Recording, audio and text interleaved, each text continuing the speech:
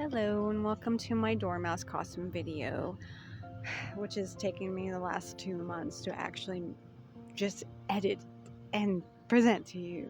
Now, it's actually March and I finished this costume this November.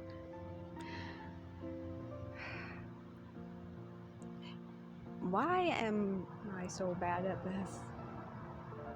Anyway, you don't want to watch me sit here and talking to myself. Let's get on to showing you how I made the costume. And here we go. First, using this bedsheet I bought for $1 at Goodwill, I'll be making the skirts. I intend to use the pattern I used for my Queen of Hearts costume, but I need to shorten it a bit first.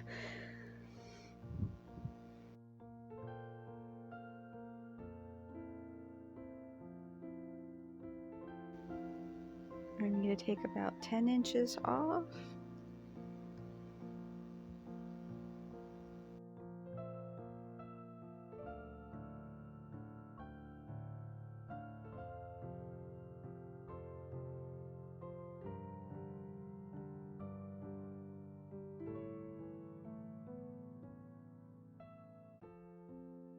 Just follow it under. Already.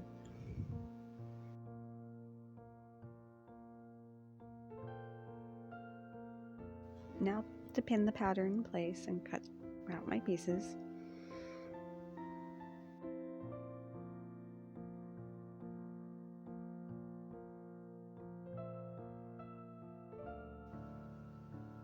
Now let's get to sewing.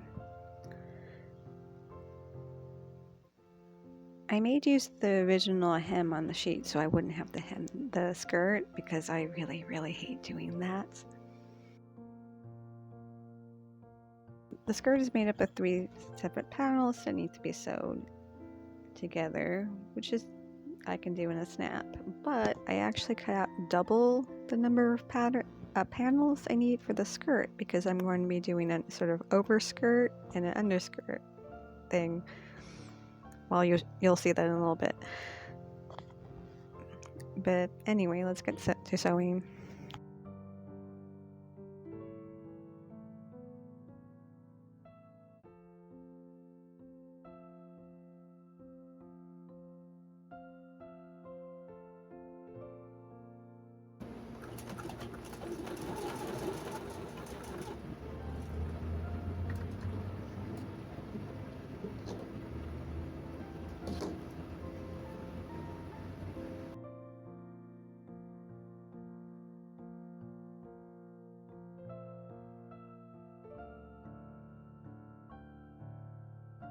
I'm currently working on the overskirt, and I saw this thing on Pinterest where you use the seam allowance to make sort of like casings and then thread string through them so that you can together, and then this creates a sort of almost Victorian-esque style skirt kind of thing, but with relatively very little effort. So let's see how this turns out.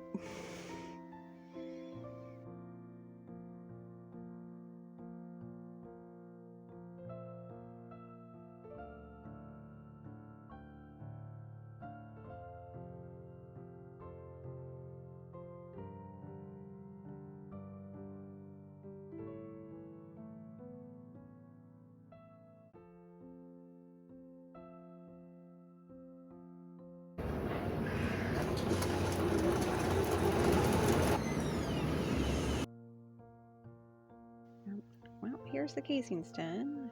Now to thread the string through.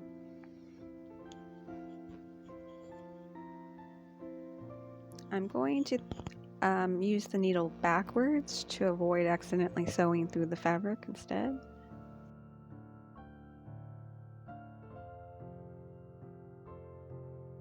And there we are.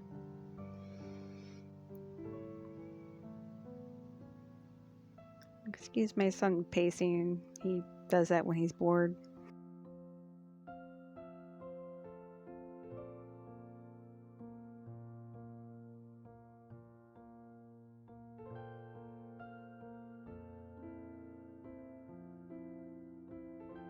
Now, as you can see, it's getting late, so I'm just going to hurry up and sew on the waistband and yoke and stuff, and you know, call it a day.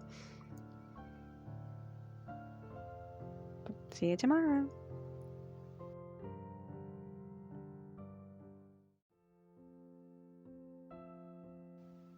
So here's the skirt all finished and ready to go. And it has a relatively rumpled, wrinkled appearance, but hey, that's intentional actually. I figured that would work well for the Dormouse, who's supposed to be very sleepy.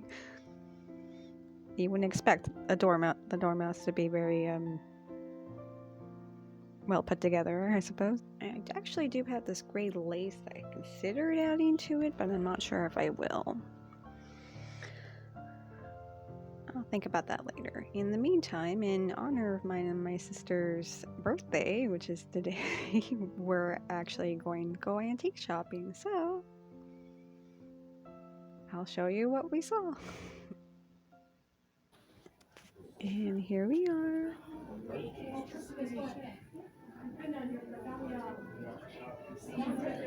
And just look at this gorgeous dress.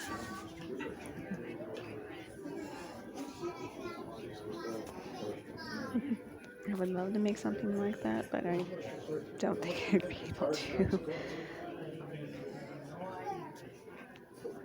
I just love old dishes. Hey, what happened to the fishing rod?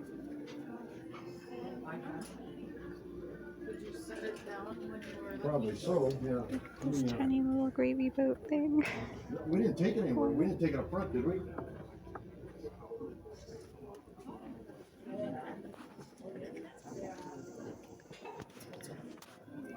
It's a tiny anvil. And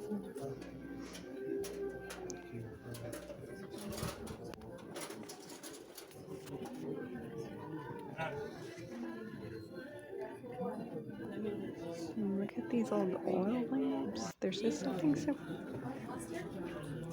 I don't know. I like oil lamps. I like old lamps like that. I don't know why. That truck's cute. You know, I see these pop up at Goodwill all the time. These dishes. No. Dirty. Something? It's a telephone. I suppose. Because you can talk on that side. That crock pot. Ray probably knows where it is. I saw the same one at Goodwill for a couple of dollars, and it's like 15 here. Yeah? I used to use one when I worked for the phone company. See, is it one that doesn't... Flipping on a couple Maybe I should start That's selling oh, stuff if you don't here. put this on like a battery or something? Oh, look how pretty. Huh. Give this to the kids now. That's what I thought about. Anybody want to go on a picnic? These are so cute.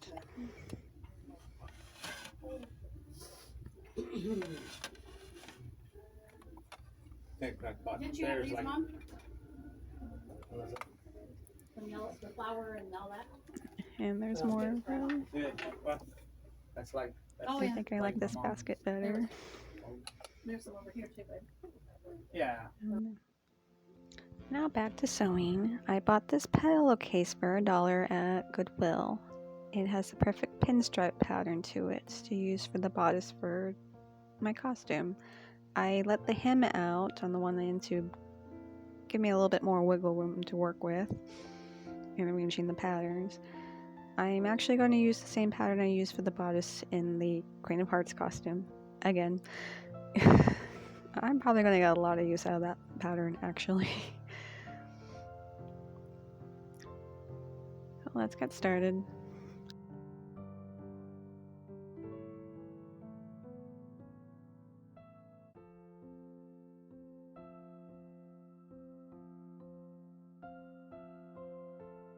And cut them out.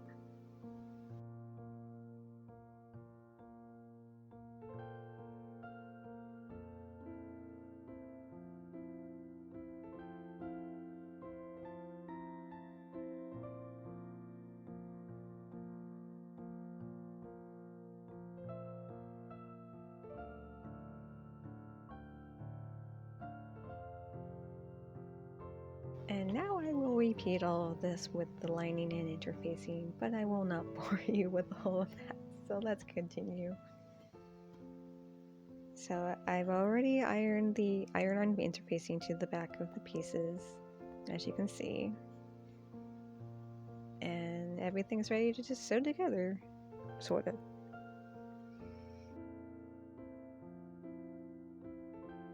But first I want to make sure I don't get the pieces mixed up. I hope it wasn't obvious, but in the Queen of Hearts costume I made, I actually switched to some of the pieces around, and I do not want to make that mistake again.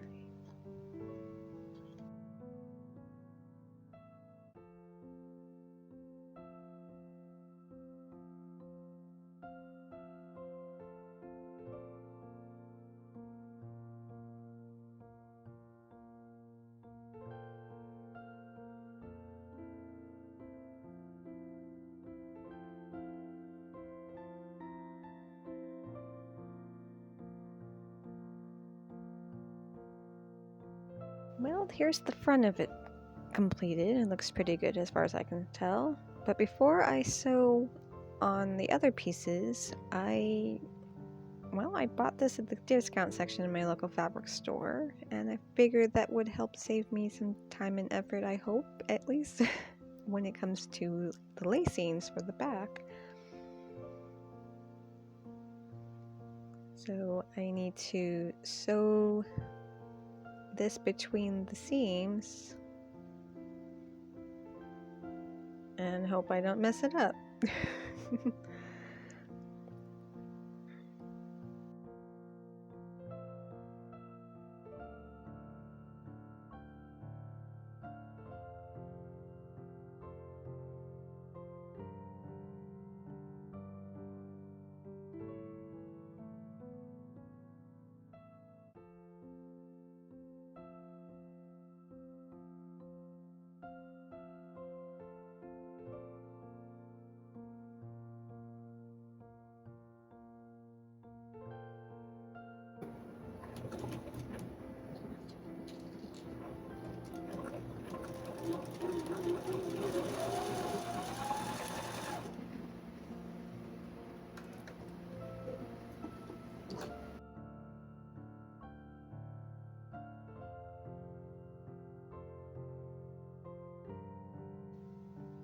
Well, so far so good, I guess. I didn't break my machine trying to sew those in. I don't even know what you call this stuff, but whatever.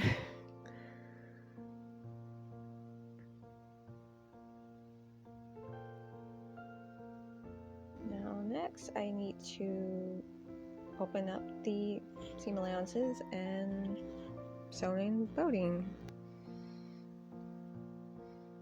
And this is going to take a while, I'm sure.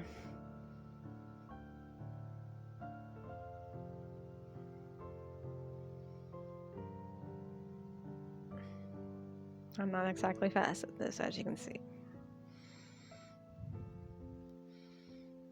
So I'm going to finish this up and sew in the lining and then call it a night.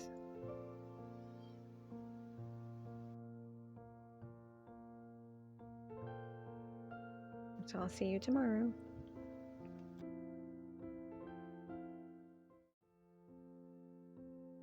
I finished the bodice, so now I'm going to get started on, well, I'm making a little capelet. I bought this fleece jacket for $1 at Goodwill, and it kind of has the appearance almost like fake fur, so I thought it would be helpful for this project. I've already started to deassemble it by removing the really awful lining material that it had. Yeah, it was kind of an itchy fabric. It's like, why would you want that for lining? I am keeping the pockets though, because I think that would be kind of cute to have little pockets. And the existing collar will be perfect as well, so I'll be able to save that and save myself a bit of extra work. But before I finish with that, I'm going to cut out the pieces for the lining. As this pattern was made up pretty much, this is just a quarter of a circle that was about, oh, I can't remember at the top of my head how big I made it. I measured from my shoulders down to roughly about where I wanted the capelet to hit, and then added a little extra for seam allowance, basically. So anyway, so I'm cutting out, it's 3 panels. You know, one panel will be half a circle, and the other 2 will be a quarter of a circle, and then sewing them together.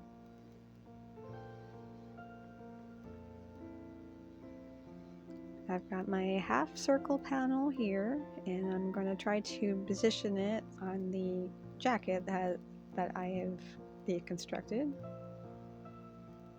And boy, is there a lot of lint I'm going to have to deal with later, huh?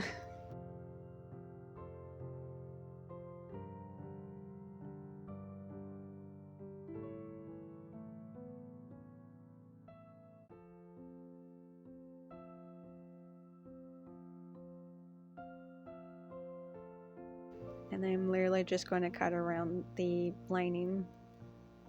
Yeah, no pins, no markings, just cut around. Yep.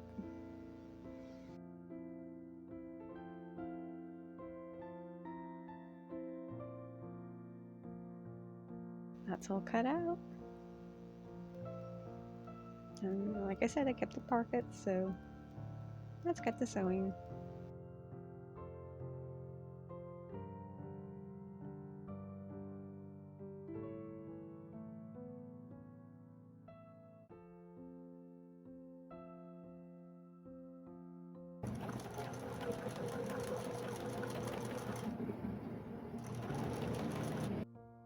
So far so good. That's the outer material for the capelet. Of course, I still need to add the collar and the lining, and they'll be done. So moving along, I thought it would be really cute to make a teapot shaped purse to go with the costume. So I found on Pinterest, it was actually a template for making a fabric teapot as well as a teacup and saucer. I will include the link in the description if you know, feel like making one yourself. So let's get started. First, I'm going to trace the pieces on this fold over sheet of iron-on interfacing.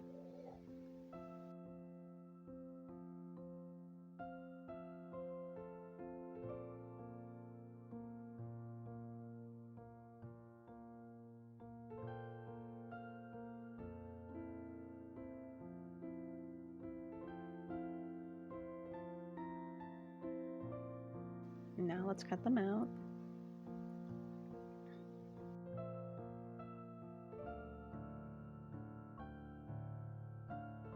Here's my interfacing pieces as well as my little teacup. And this is a small cafe curtain I got for about $1 at Goodwill. I thought it would be perfect for this because it reminds me of old, China pieces. And then here's some, it's actually scrap fabric from another project I'm going to use for the lining.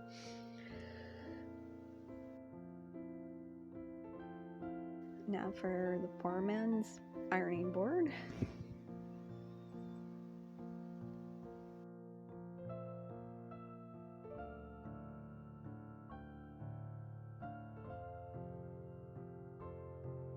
All the pieces, the front pieces and the lining have been cut out, and now I just have to painstakingly hand sew each and every little piece together.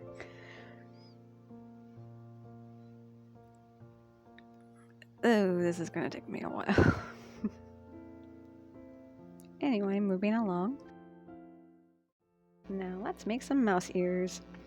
As you can see, I made at least the teacup and saucer. I'll show you the teapot later, but anyway, I thought this would look cute with the mouse ears for a little fascinator, I think that's what you call it.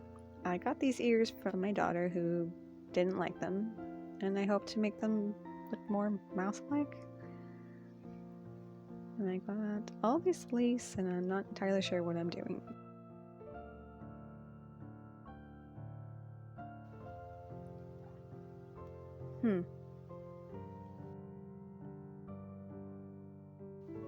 Yeah, I think I like how that looks.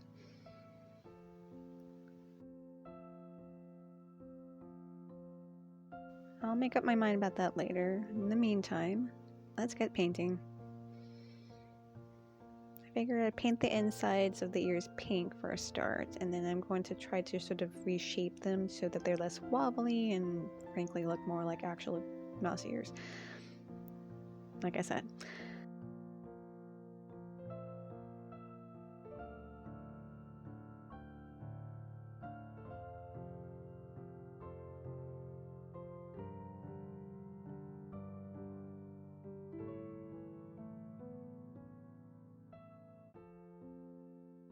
Now I cut out this scrap material from the capelet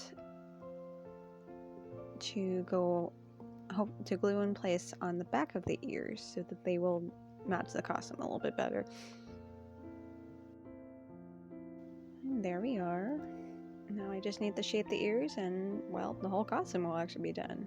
So you'll see that now.